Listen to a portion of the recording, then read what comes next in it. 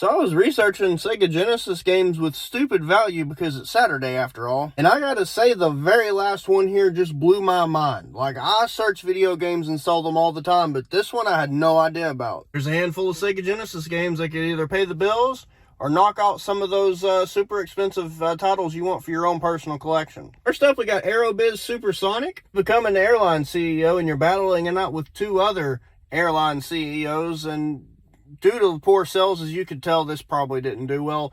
They didn't produce a whole lot, so it has a little bit of value. Next up, we have a game that did horribly over here in the US, but did pretty good over in Japan. Troubleshooter, aka Battlemania.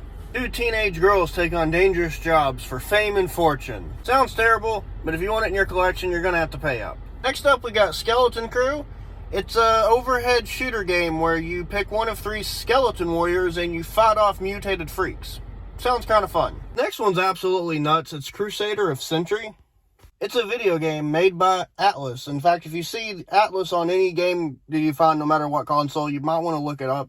90% of the stuff they put out is absolute gold. Next up, we have Michael Jackson's Moonwalker, based on the movie. If you've seen the movie, you know how this game's going to play out, but it's a must-have for any Michael Jackson fan, and it's actually kind of rare these days. Next up, we have an absolute amazing gaming franchise, and that's Splatterhouse 2 and 3 on the Sega Genesis. Great titles. In fact, if you find Splatterhouse on any system, it's worth flipping probably, or at the very least worth having in your collection. This game is freaking awesome. Next up, we have The Punisher, which was an arcade port that probably should have never happened. It's a beat-em-up style game where you got to play as either The Punisher or Nick Fury, old school Nick Fury, and you took down Kingpin. Graphics were slightly worse than the arcade port, and the Genesis actually censored a lot of stuff as well, but it still fetches a pretty decent chunk of change, even loose. Next up, we have Master of Monsters.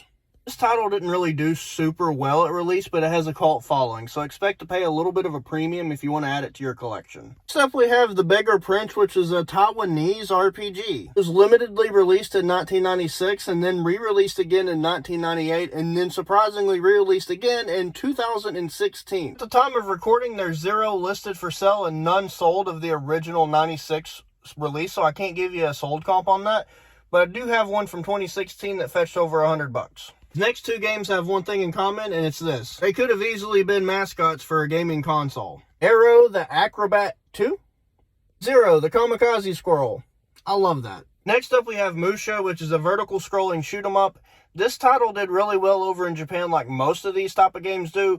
Not so much over here in the States. Personally, I love playing these on my Switch, the much cheaper versions, but if you want a physical copy, you're going to pay a premium. Blockbuster Championship game on the Sega Genesis. Unlike the Super Nintendo version, these were ordered to be destroyed after the competition, so finding these are extremely rare, and you could probably potentially see about $2,000, give or take, if you happen to come across one. Before we get to the last one, comment below what your favorite Sega Genesis title was of all time. For me, it's somewhere between Earthworm Jim, Booger Man, and of course, Altered Beast, which is probably my number one. Rarest and most valuable game released on the Sega Genesis: Tetris.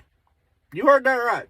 Tetris. The creator sold the rights to the game to the Soviet Union in 1986 for a 10-year period. The rights to this game was also sold to overseas companies like Atari. When it came down to being released to the Sega Genesis, wasn't happening. A lot of legal issues. Only 10 copies are thought to exist to this day. Authentic copy of the game sold in 2008 for $16,000.